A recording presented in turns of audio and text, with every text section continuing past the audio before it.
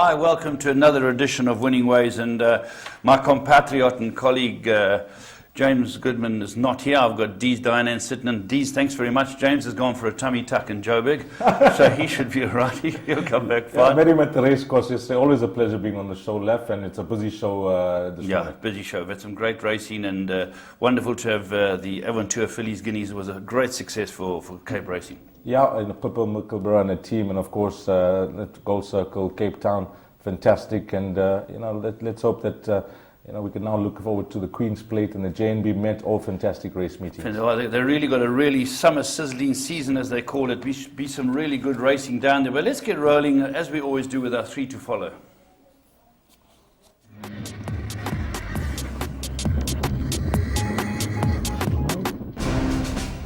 EPOL, we know from our successful partnership with Mike de Kock that getting the best from your horse is largely related to training and nutrition. However, successful racehorses generally come from successful stud farms who focus on optimum nutritional support for growing foals and young stock. And we are therefore excited to announce the launch of our new EPOL Stud Muesli Feed. This feed has been developed by Dr. Rensha Moller, a leading veterinarian and horse nutritionist, and incorporates the latest global nutrition trends to produce a premium, top-quality, proven stud muesli recipe. This stud muesli feed is designed to be fully balanced and nutrient-dense and provide your mares, stallions, and growing foals with complete breeding nutrition for future success. Of course, we expect that this is what you have been waiting for. EPOL Stud Muesli Feed. Available now. Right, the first of three to follows comes from Cape Town on Saturday when we had the juvenile race, and it was an interesting race. A few horses found support, and Vaughan Marshall showing once again, Dees, that he's a master with the young horses. Yeah, he's had success year in, year out, and he looks to have another promising juvenile year that's come through to win. Yeah, and he finds them. This is a Kabul.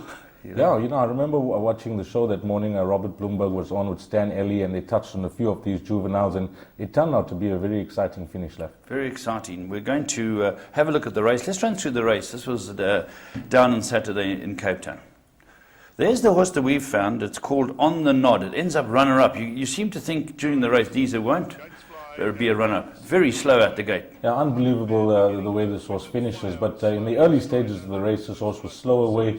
He was lost. He was towards the back of the field. And over this 800 meters scurry left, it's very difficult to make up the ground. And this horse now is struggling at the back of the field. Yeah, and it's Dean Caname. He doesn't rush them out, The winner, the Kabul, has got the white face, 2 off the right. The big white face, 6 off the left, was the fancied Var, who I think is going to improve from this. He looked very, very green. This is from the Justin Snaith stable. But as we see the winner going on to win, have a look at this horse run on for second. It's called On the Nod. Yeah, this horse is now he's still battling left. I mean, if the bookmaker was going to tell you, I'm going to give you a refund here for your money, you're going to take it. But he just finds his stride now with the final 100 meters or so and really kicks on smartly. It got pretty close for second, third, and fourth, but no doubt about the winner. There's Silk Road, who won impressively.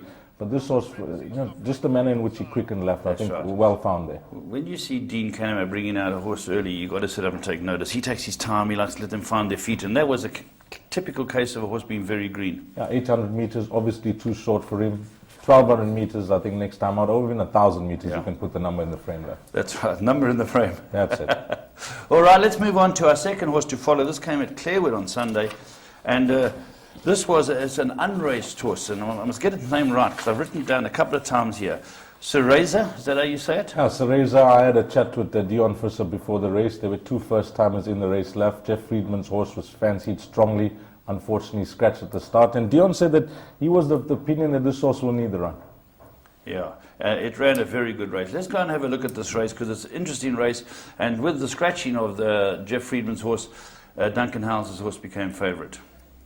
Yeah, that was Miss Tiger Eyes that ended up favourite, but Devon Ann was the horse that was scratched, and this horse, Cereza, up with the early speed left. You can see him. He jumped out smartly. He was racing up handy, and I thought he's going to put in a nice debut, which he does, but just tiring late. It's never easy going around the turn for the first time. But this horse, you know, he's up handy now, and he seems to be enjoying it up front. He runs a very good race. He's trained locally, and he's got a very good ride here from MJ Odendaal, who's starting to notch up those winners.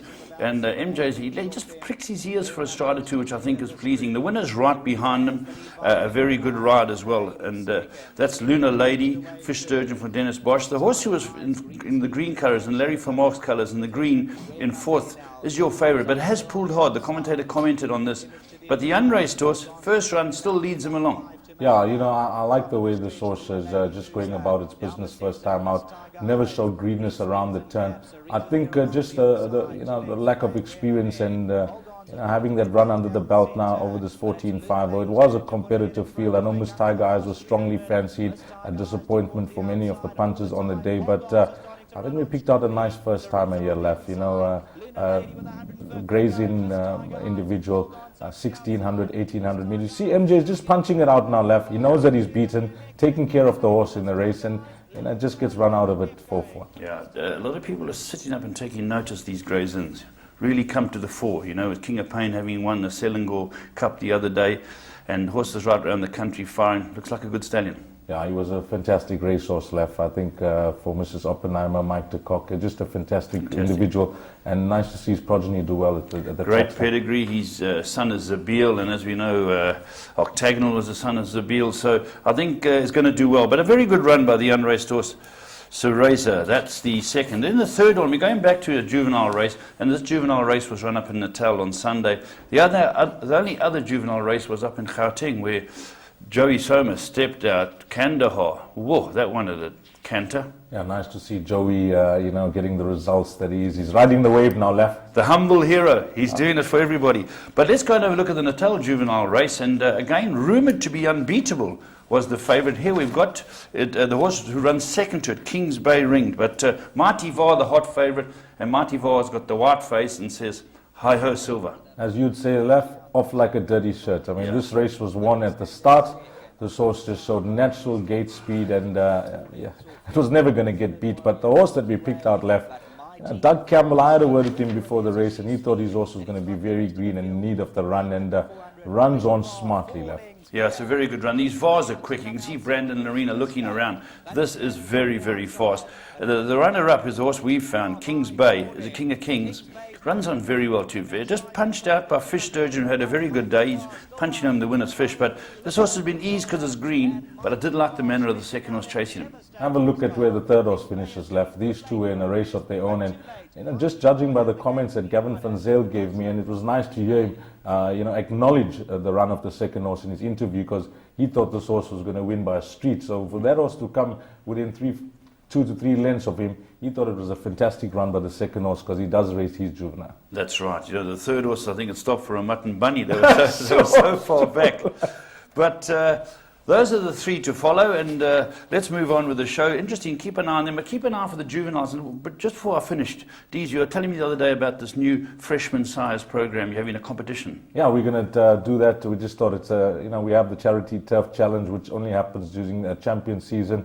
And nice to get, the guys that enjoy the breeding side of the industry involved. And we're just working on the conditions and terms. We can still have a competition on, the top 4 freshman size at the end of the season, if the guys can predict it 1, 2, 3, 4. But we're just working on the conditions, and it'll be launched early January. Lovely, love to see it. I was so pleased to see a horse chestnut step out the other day. Absolutely fantastic. But let's go on to Blast from the Past. It's without a doubt the most important thing in the yard. The feed room is your engine room. At the end of the day, what you put into a horse is what you get out. And if you're not putting in enough and you're doing too much work, there's always going to be consequences to that. So you need to feed the best all the time. The game has changed from what it was 10, 15 years ago. The game has evolved. It evolves every day. And you need to keep up with the times. And basically, the food that people are producing now is, in my opinion, without doubt, the best feeds around. I've found that my horses carry good condition. You're able to work them harder, and they definitely seem to recover better, and you're able to race them sooner. So, Mike, I know Mike, I work for Mike, and he always is looking at how to change and evolve. So, I have no doubt that he's put hours of study into the food, and obviously Venture is a vital part of that, and she's also contributed massively towards what we feed now. And you know, for me, it's nice to wake up in the morning and know that you've got one less thing to worry about, because as far as I'm concerned, the manger is where it needs to be in my yard.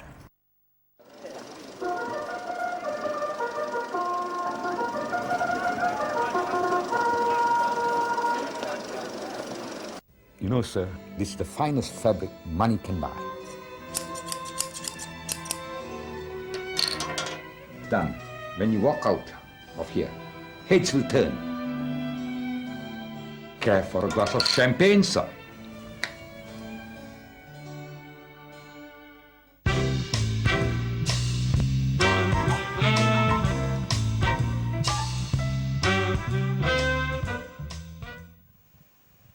And fired away. Il Saggiatore, Mr. Kiki, lost a length or two, but Wolf on the Fold landed running and goes up to lead them. King Fahim is going up handy. Kavanagh is right there along the inside, disputing the early lead. Lucky Moon is on their far side, and they followed by Greenkeeper. Milord's Throat is deep on the outside of runners. He's going around them all to try and get a better position. Solo Traveller's now settled about 6 off them. Copper Parade is racing in behind that. Then comes Brilliant Cut. What a Winter's being ridden with restraint. He's back 8-9 lengths off the lead. Il Saggiatore is racing towards the back of the field.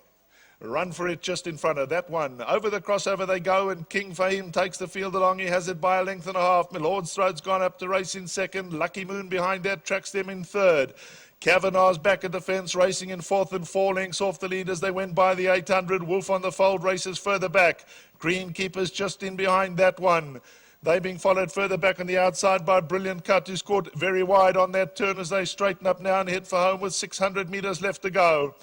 Down towards the inside, King Fahim is still in front. Milord's Throat, the first one to put on pressure. Kavanagh races just in behind the leaders. What a Winter, meantime, is starting to unleash his effort in the centre. He has 4 to make up. He's starting to run on nicely. They come down to the final 300. Down towards the inside, Kavanagh's come forward to pick it up. What a Winter's chasing hard, and Solo Traveller races in behind that. Milord's Throat's not done for yet. It's an open call, but Kavanagh's come to the front. What a Winter and Solo Traveller. And Solo Traveller now has come to the advantage. Solo Traveller, Run for It, is flying from behind, but Solo Traveller's won it from Run for It. Kavanagh was back in third. Piranha behind that was in fourth. They were followed by Milord's Throat. What a Winter never went on with his effort. They were then followed further back by...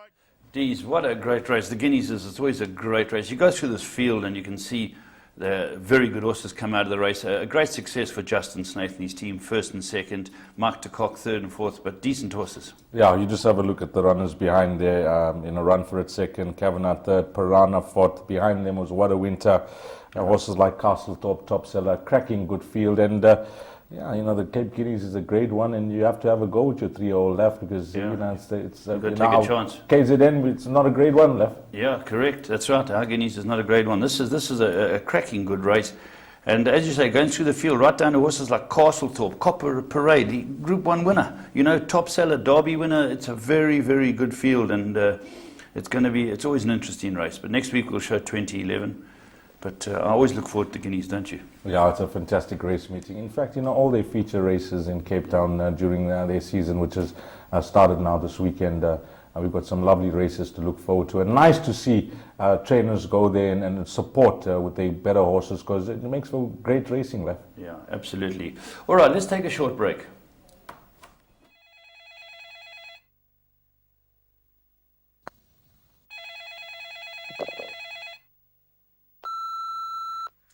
Johnson, it's me. Please call me back. I have clients at the office. I don't know what to do. Are you coming in at all today? Please ring me urgently.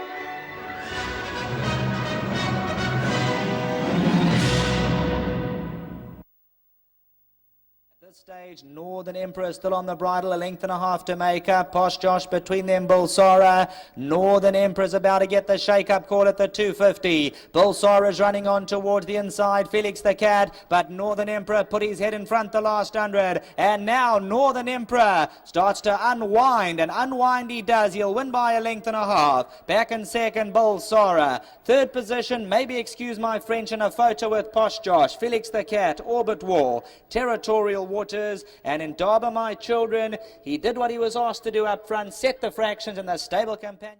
Oh, there we go. That was the plum of the week, and it certainly looked a plum, a banker on a lot of people's pick sixes.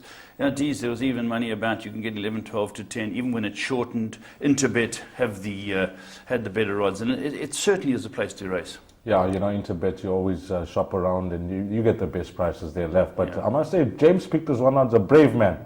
Conditions played. This horse was slightly out at the weights with Bulsara, but looked a good thing. You know, if you just take racing fitness, etc., into account, because you know he's a horse that's highly thought of by Charles Laird, and for the boys that are brave, you know, even money, they want to go 12 to 10, buy a bit of cash for Christmas. Well done to them. Charlie, speaking in the interview, was concerned that the handicapper might not be lenient because of the form of the runner-up, but I think they'll be objective about it. Yeah, you know, let's leave the job to the handicappers. You know, they generally, you know, you have a look at the way horses are being rated these days left. I'm in agreement. I think they're doing a fantastic job. Yeah, it's a no-win situation. Yeah, no one tells you when you're doing it right. But it's good that we've got watchdogs out there. That's what makes the industry interesting. Let's move on now to current affairs.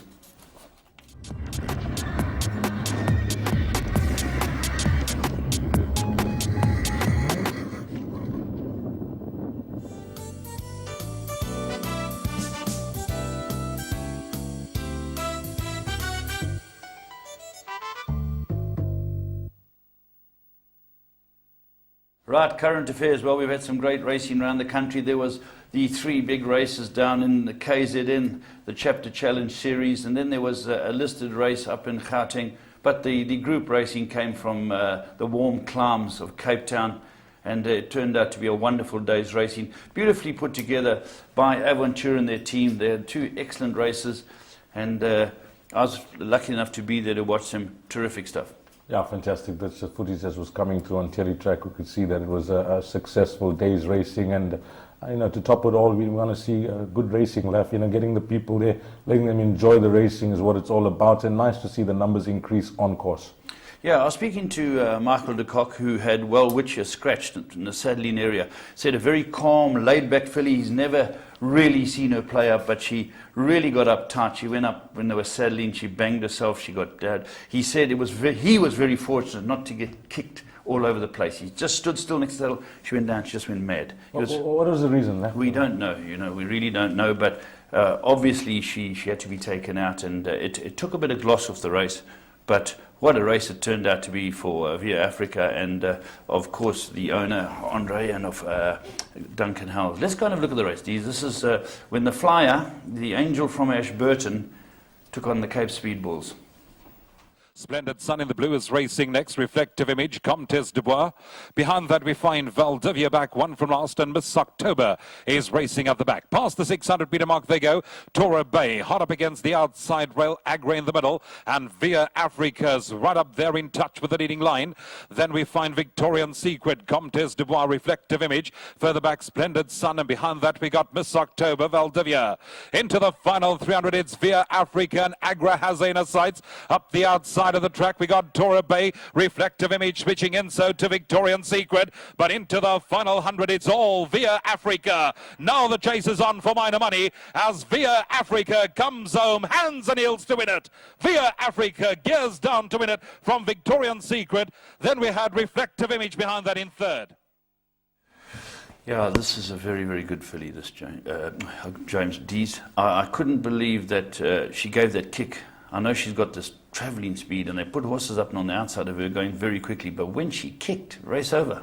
Yeah, you know, you could see it when she started off her career with all those wins at Scottsville Left. This the manner in which she was skating clear away from the opposition. Obviously, she was beating moderate opposition compared to what she took on Saturday, but yeah, she's shown her class left. unfortunate incident that Welwich had to be scratched, and she would have had her followers, but I doubt it, Lev, because I really doubt it. You know, she gets into the race early, she does everything right, and the final 300 meters, when Alex just asked her, you could see that they were never going to get to her, Lev. Yeah. Wonderful for everybody. And again, a VAR. VAR is a fantastic stallion. He's got a Horse of the Year. Jeff Woodruff's got one that goes Gold Cup distances very successfully. And every single sprint, even the horse who ran fourth, Valdivia, a very good filly in her own right. You know, I got a big smile left because Valdera, KZN, Via Africa, KZN. One leaves, the other one we replace. I think, you know, the boys from Cape Town and... the mountain goats from Cape Town. And the other boys from Gauteng, I think they're going to... I don't know where they're going to find one to beat this lap. Yeah, this is very, very quick and a great success for Duncan Howells. He elected to go down there. He planned it. The owner is based down in Cape Town, so they went back down there.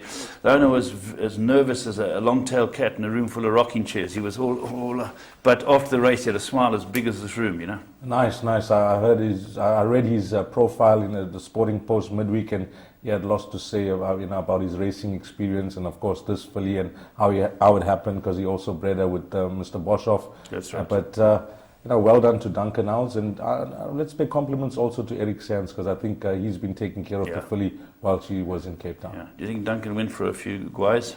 I think after yesterday's racing, he must have bought 3 packets. Yeah, well done to Duncan Howells. He's doing an excellent job. Then the next feature on the race is the Aventure Cape Fillies Guineas. Now, there was a great bit of luck for Michael de Kock. He drew 1 and 2. People like Michael Bass drew badly. And let's watch the race, because I managed to speak to a few guys after the race on their charges. Here it is, the Aventure Cape Fillies Guineas, a great race. One of the sizzling summer season. There's the all clear. Gates Fly racing to a perfect beginning in the Aventure Estate Cape Fillies Guineas. Ollie's Secret, she landed running. There goes Earth's Orbit pushing past on the outside in search of the lead. Intimate Connection is also up there in the thick of things, and Ramya racing back at the rail. After that alert start, we've got Ollie's Secret now dropping back, being passed by Star Jet. Murmuring Sky trapped 3 deep, and Festival of Fire sitting back at the rail.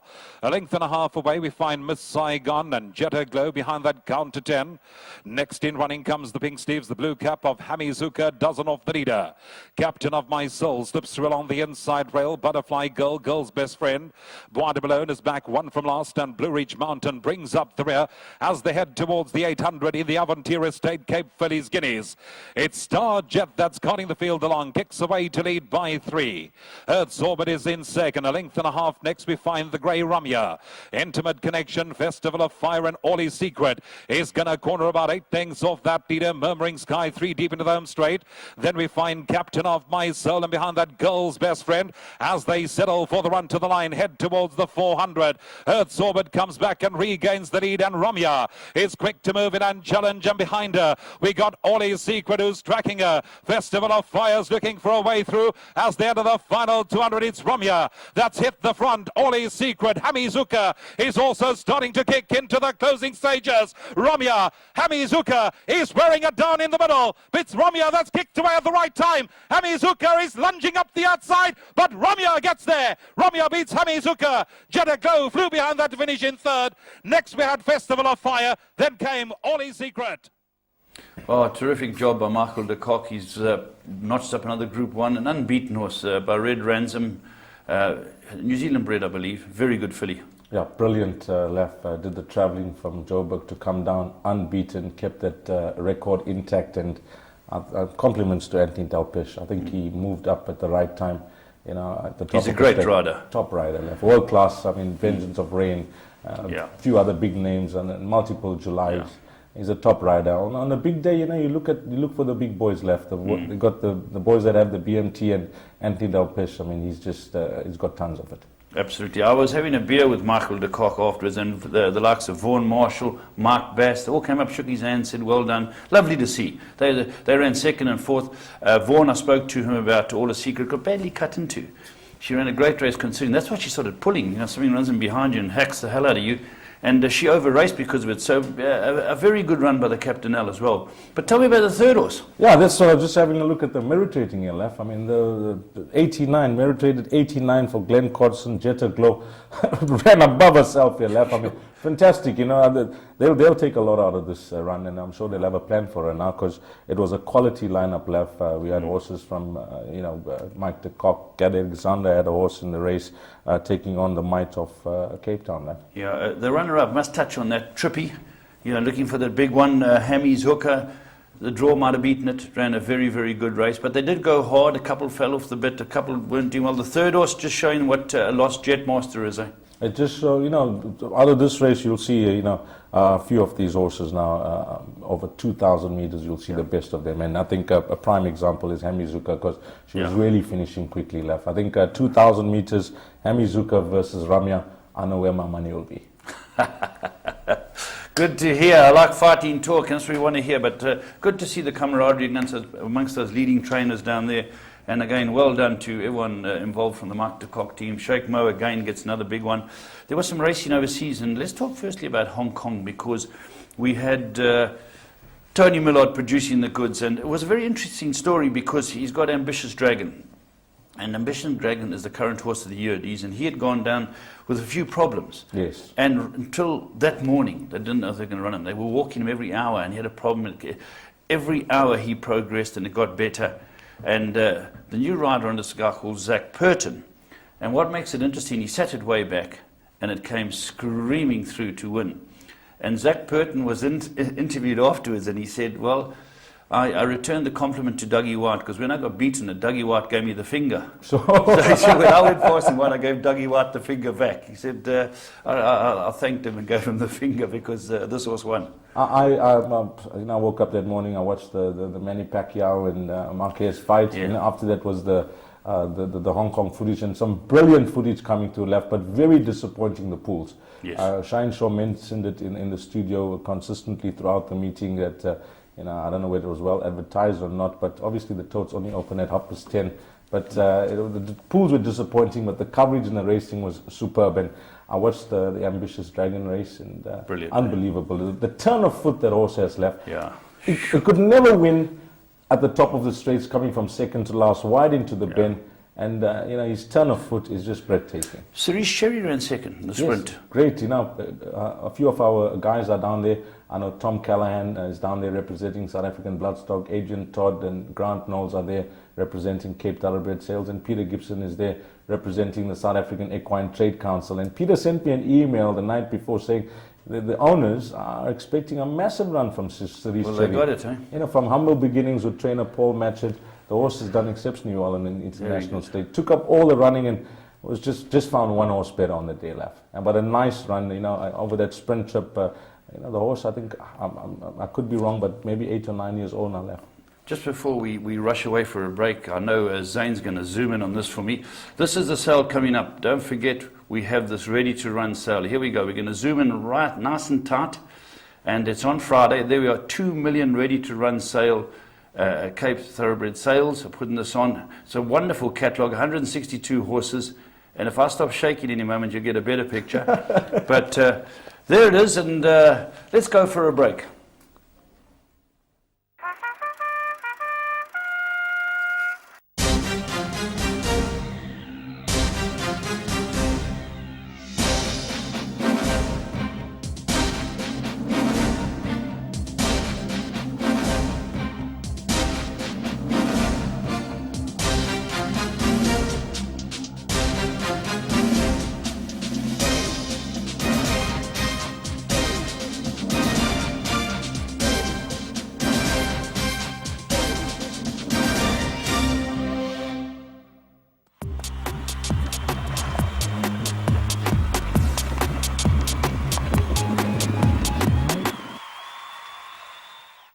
Fierce commanding duel winding up. Find your next racetrack star at the Magic Millions Gold Coast Yearling Sale. Atlantic duel. Nikita's clinging onto the lead. 8 of the past 10 Golden Slipper winners offered at auction was sold by Magic Millions, including the champion colt, Piero. Piero drove through, took the lead in the slipper. The best yearlings by the world's hottest sires offered at Australia's holiday playground. Dear Debbie. For more information and to view the catalogue, visit magicmillions.com.au. Right, your call, and this week we're going to go through the emails, myself and Dees. We've got a lot of emails. We're just actually getting our order together because some of these, when we got them, James and I, we managed to send them out to Graham Hawkins to go through and check up, and some of them are having a go that us presenters and us television guys aren't having a go at the right people in the game. So we're going to cover some mail in it, not necessarily our opinions, but we want to put it out there so you guys can have a bit of food for thought. And Geez, let's get straight on to the first one, and we can find ourselves out here. He says, James, because these are addressed to his web page, you have a very informative show, just 2 issues. He says that the vaccination of horses should be told to the public. I don't see the reason for that, do you? No, I mean, it's something that very difficult, Lef. Yeah. How do you do this? Because horses that are vaccinated, not only for the general vaccinations for the year, but there's so many other things. There's African horse sickness. There's all, and they have to comply with the Jockey Club rules. You're fined if you come to the races with a horse who's not vaccinated. So I don't think that's an issue, but. I think he's just touching on he wants to know the well-being of the horse, Lef. That's basically the way I'm reading it. He wants to know whether the horse is well, is it been treated, and is everything fine? That kind of information. The presenters try and get as much as possible. Vaccinations it's a hell of a call, but uniformity on bookmakers is his second issue, and this is from Colin Pillay. He says he's taken, when there's 14 horses, a lot of bookmakers, and he names 3. I'm going to name them: Morris V, Shirley Kruger, and Hollywood. They pay him for 4th places in these all-ons and that. Yes. But he took some at the Greywell Racecourse, the club. And they said, no, you don't get paid 14 4 places. And he said, there's a little board hidden at the back highlighting it. He said, why isn't there uniformity amongst the bookmakers? And I know whenever I speak to the Bookmakers Society, they're always very open. They always give us a reason. So we'll touch on that. I'll speak to Sean Coleman and find out what the story is with that. But do you have any idea why they do that? No, Lef, but I know that with that rule for the 4th placing, I definitely know that.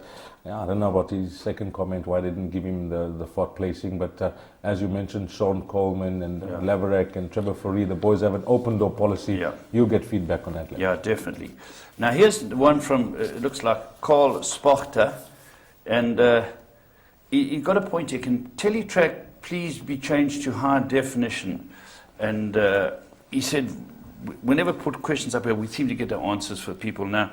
We've done a little bit of homework, and Graham looked at it, and Graham said we're already under 16 by 9. Now 16 by 9 is the format they use for high definition. But because some of the parts of the country don't have the same TV sets, things like that, it is sent up to Teletrack who send it out, distributed, and it goes into a format 4 by 3. They are sent a 16 by 9 picture by some people, but because most places have got these antiquated scenarios, they're getting it put into 4 by 3. But the format, you can't buy a 4 by 3 television anymore. If you go and buy it now, it's a 16 by 9, which is your ratio on your screen. Sure. And when we send it internationally, it goes 16 by 9. I know sometimes you get a race from overseas, and the leader's going out of picture because of the different formats and that, I mean, the big race from France was a pointed question, Lef. I remember Polo, our engineer here, he explained, that's why the picture came to that way. But me, Lef, I mean, as long as I'm watching it, I've got a 69 Rand cell phone, and I've got my 1978 Telefunken at home. Still works beautifully, Lef. As long as the picture comes through, I'm easy. Wait until you get a computer and a cell phone. You'll really see the progress going on. But they're on it. It's improvement. We're all getting there. And now we've got another one here, and you can help with this one. I'm just trying to précis most of them because a lot of them are really long.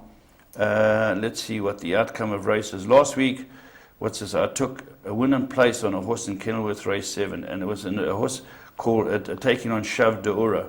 Yeah, it's about objections again, Left, and the consistency, and there's no uniformity when it comes to the outcome of these objections, which I've heard before Joseph and James touch on the show.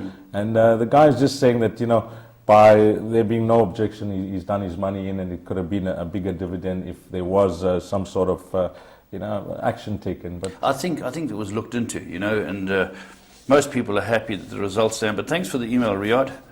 And now Mark Orkamp comes forward. Now he's got an opinion here. We're staying with the theme of objections, and he goes back to the two objections that we highlighted here. And in my opinion, the first objection with Royal Bencher and Pomodoro should have been upheld, and Royal Bencher awarded the race.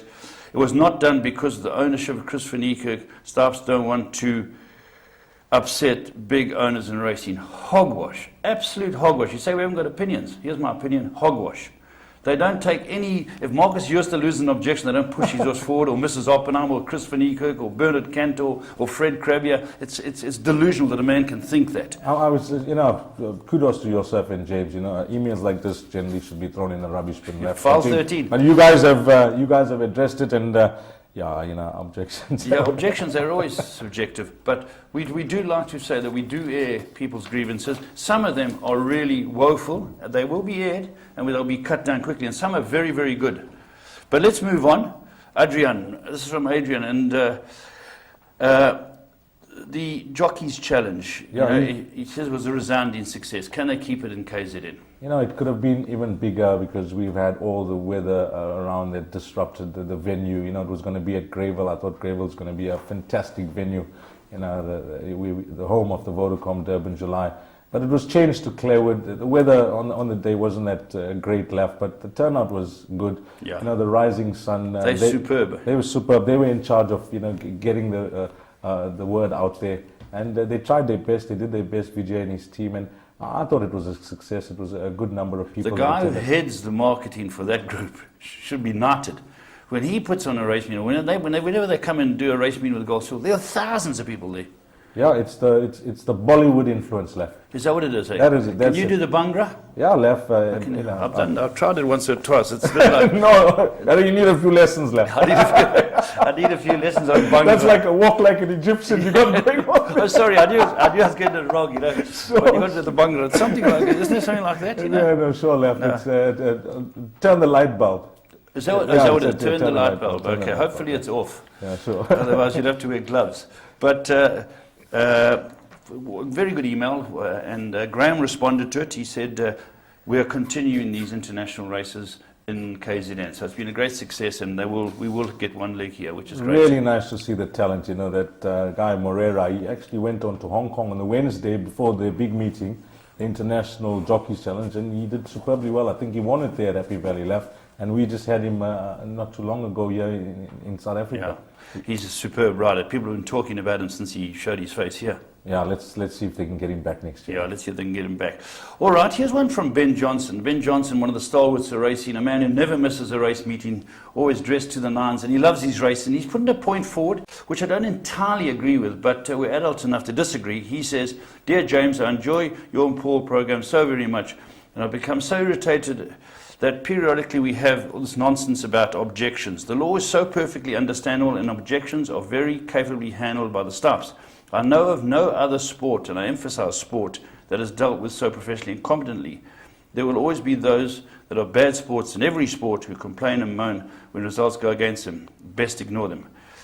Good point. The point I've got against them, there are a lot of other sports that are well regulated. Take cricket. Yes.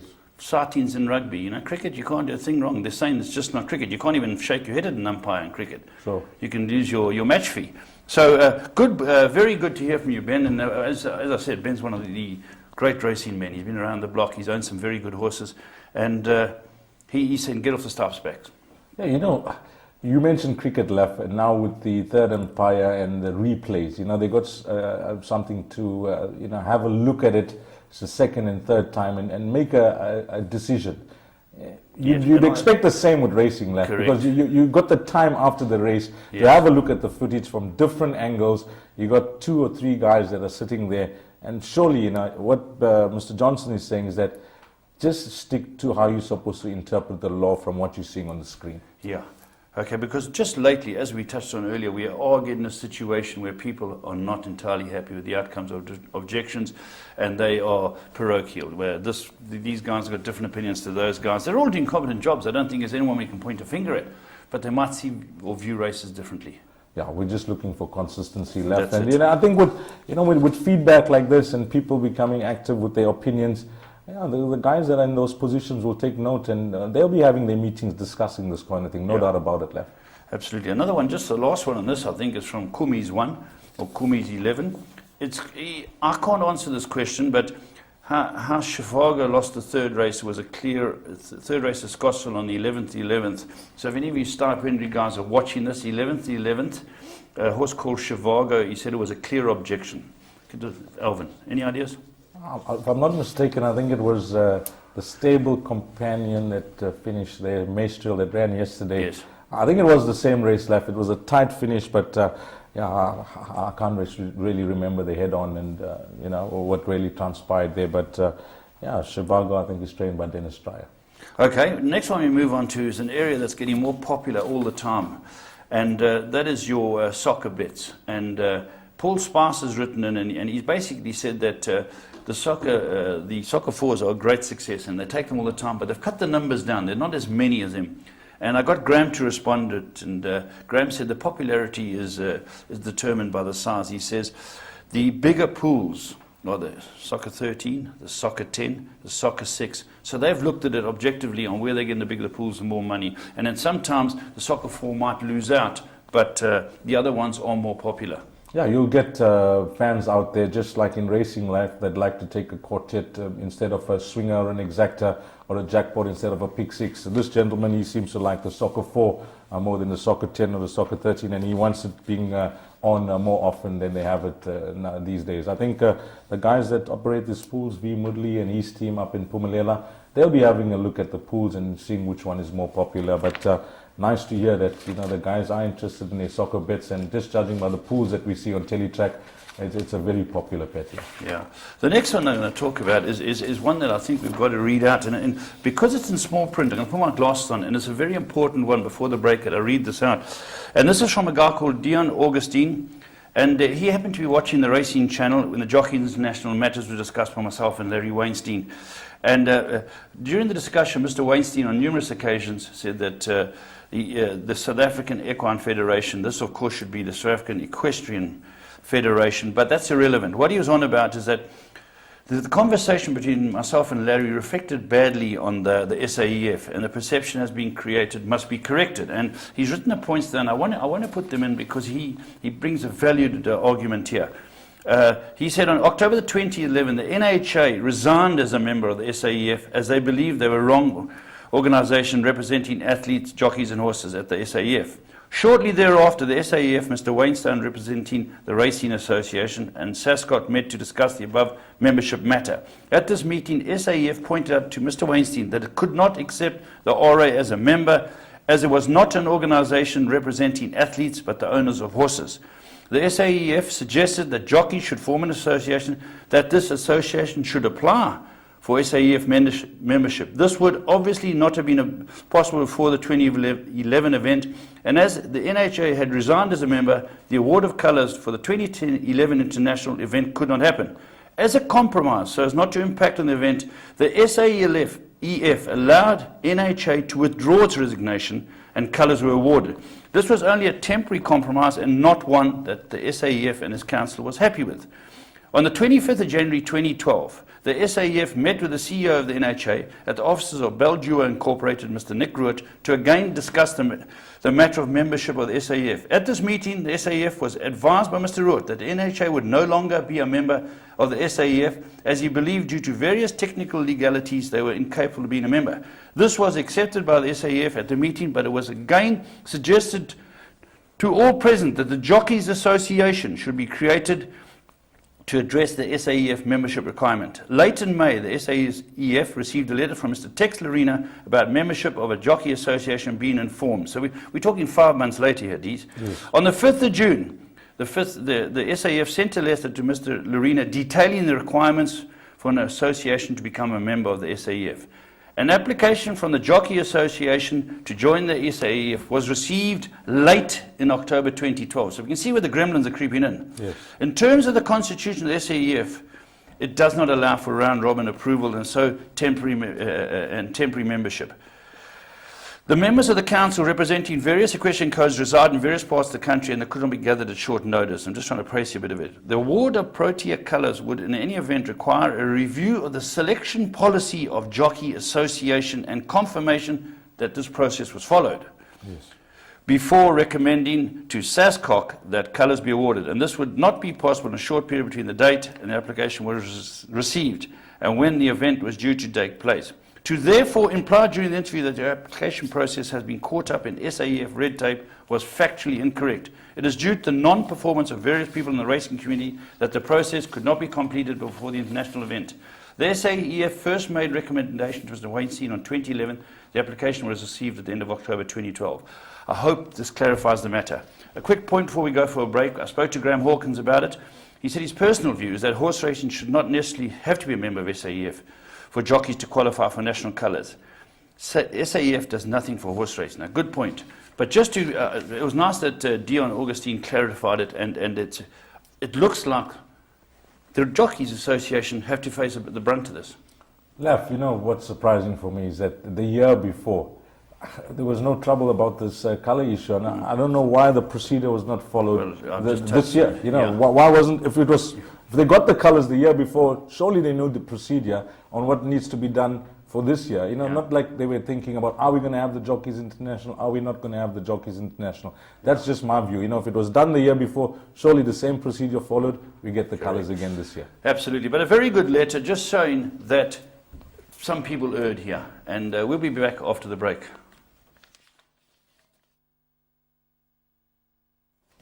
Yeah, welcome back. Well, we've found something came out. It might be a little dated here, but it came out because it was pushed to the junk mail, and I'm inclined to think it should have stayed there.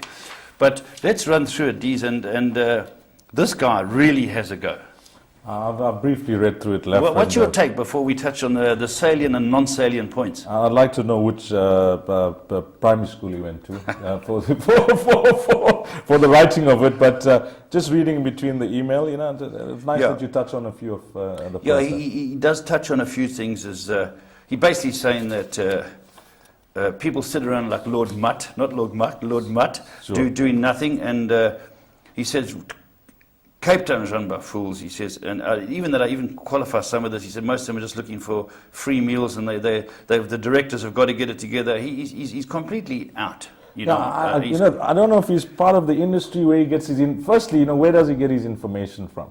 You know, it's okay sitting there and saying that everyone seems to be on a gravy train and enjoying the freebies that are dished out, but you know, where does he get his information from to make these kind of accusations? You know, that's the problem that I have with this email. You know, me too. It's scathing. What concerns me is his comment on jockeys cheating and getting paid in pizza boxes. No, absolutely. You know, serious money. He's got some allegations here that they maybe should be looked at. But he said it happened with a Russian guy in Cape Town, and people were paid because his mate did the deliveries and that.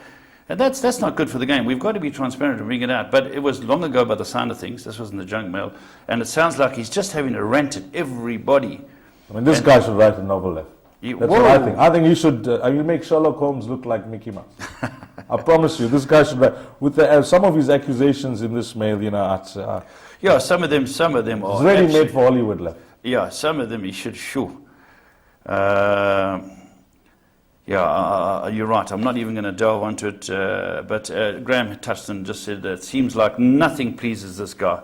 Yeah, but the one thing that he touches on is that he doesn't get any replies when it comes to the comments that he sends Teletrack. I disagree there because, you know, I think Teletrack now with the boys there, they also have an open door policy. You send them an email, I'm sure they'll respond. I'm sure they get better. That's one of the reasons I read a bit of this out. You know, that I don't think any of us escape his wrath. So I've just touched on, if those of you offended that I just touched on your names, we're all in here. We're all included. And I think he's got to have a serious look at himself because racing's annoying him, and he's got this conspiracy theory in his head. But anyway, thanks for the email. And there might be, where there's smoke, there's fire in some cases, but to me it could be difficult to believe a lot of that. No, I don't believe any of it left. The only point that I would take into account there is that send your emails to Teletrack, I'm sure you'll get a response, but the rest of your accusations, not for this show left.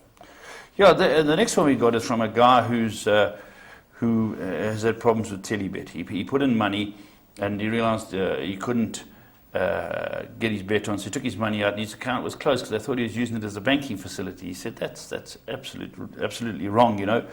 That kind of problem I know a lot of guys experience. If you're not actively using your account and you're depositing and withdrawing, I think they have a right to do that, left, because there's no bank charges in in this. You know, guys that will withdraw deposit money in Cape Town for a guy that's playing in Durban, a friend or a relative or a family or even your wife. Just cash. Just cash. She'll deposit it into your account in Cape Town for you to withdraw in KZN. Yeah. Instead of going to the bank, I mean, you could just do a deposit correct. and withdraw it there. There's no bank charges. There's nothing. So some guys do use it as a facility in that way. So this is where they clamp down, left. You know, just they monitor your account, see how active it is, where you're depositing, where you're withdrawing. Imagine depositing in Cape Town and 5 minutes later it's being withdrawn in KZN, left. Yeah, I'll get your point. I'm going to try it. You know. Sure. So okay, but anyway, interesting mail, but very well put. You know, put it together.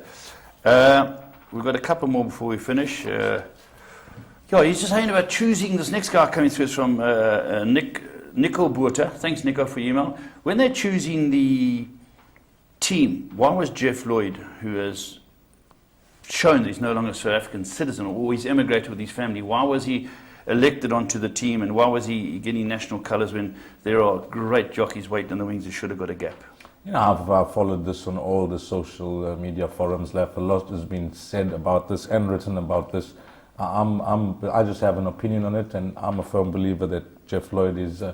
This is where he plied his trade. This is where he had his success. Great, very popular here. Very popular in South Africa.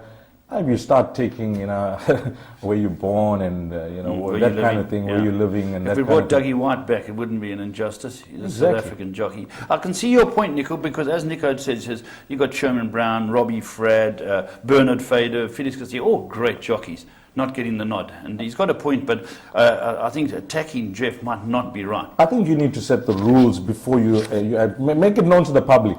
This is the criteria that we're using to award South African colours, so you don't get this kind of thing after that, left. So everybody's on the same page. We know the criteria being used to choose our top 6 or top 5 that are going to be awarded South African colours. This is the reason why. So after that, you don't get this kind of a discussion. Left. Yeah. We got another one in the similar vein, and this came from Vishals, and he is most aggrieved that Felix Coetzee wasn't part of the South African team.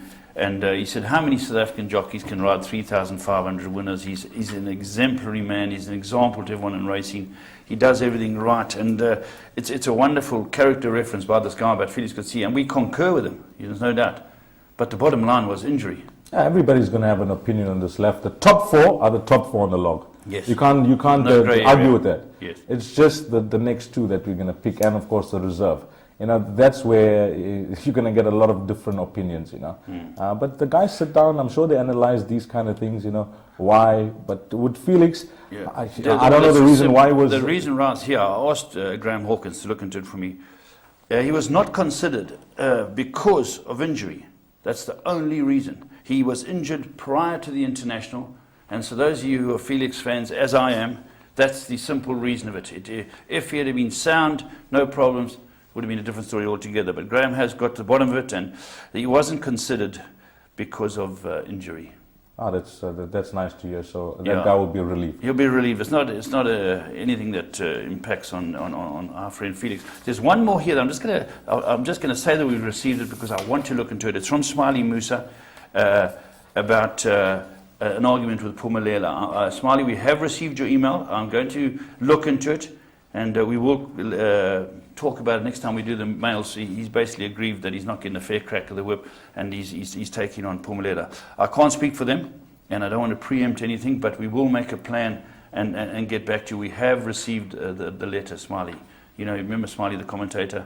Yeah, they call him Mini, but he rides like a Porsche. Is that right? Eh? He's called him Mini, but he rides like a I like that. Yeah, he used to have some great. Didn't he nickname Superman? Most of the guys. Most I of the mean, he guys. had his quirks. I mean, they were fantastic. He was a wonderful sportsman, and so is his brother. Do you remember Zane? Yes, soccer. Zane, I played against him. Sure, fantastic. Fantastic, footballing family. But anyway, it's unfair of me to even consider replying to this because I have to speak to the Pumalela guys and maybe get something back on that. But thanks very much for your mail, Smiley. That wraps it up. Anything else from you? No, I just want to pay compliments to the feedback that you guys get left. You know, there's emails here by the tons. Just shows that people are watching the show, they're taking note, and they're giving their opinions that need to be discussed. And nice to see you guys address it on the show. Like. Yeah, we try. James and I try and go and get to the powers that be and say, listen, here's a complaint, look at it. And invariably, whether it's registering babies or whether it's objections, from all facets of the game have complied and have come back. And I think it's a big plus for the industry. That wraps it up. As James goes under the knife for the tummy tuck operation in karting, we'll call it a night.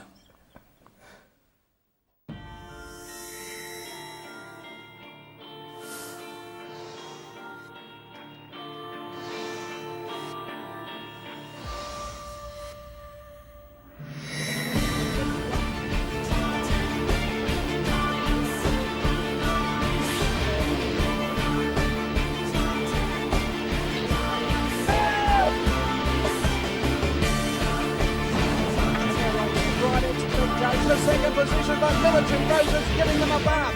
That's one of the biggest millions I've ever seen. Grace Valana, the leader. Grace Valana. Grace Valana.